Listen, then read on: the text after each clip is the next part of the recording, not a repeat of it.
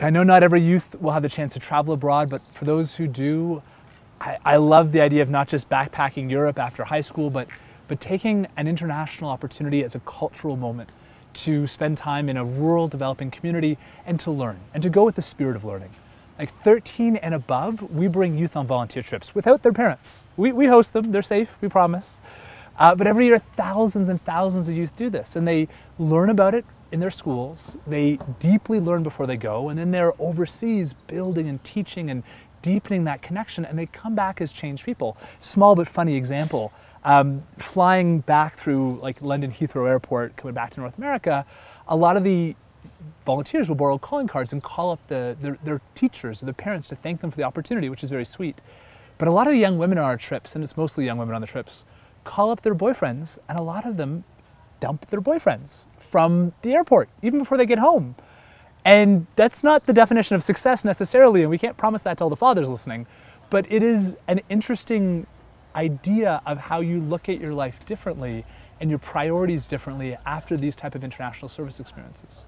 We have this shamelessly idealistic dream to shift the world literally from me to we.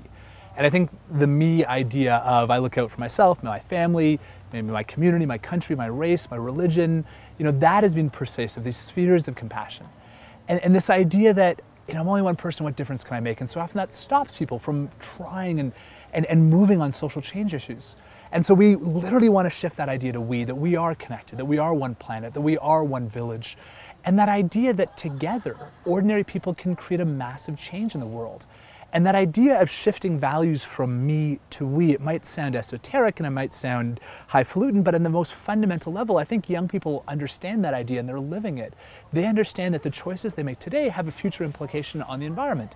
They understand the products they buy today might be made in a sweatshop around the world. They know that hybrid contagion and viruses are spreading. They know that climate change is global. They know we live in a very small planet. And so we want to raise young people with that global mindset of we, and a very fundamental level to actually live it in their heart, in what they study, their careers, how they go on. Even an interesting stat, of our alumni, 80% keep volunteering. They've left the program now. 83% keep giving every year to a charity. And 79% even vote in the last national election if they're over the age of 18. And so this idea of seeing themselves as part of a larger good and believing that they have a responsibility to create a better community.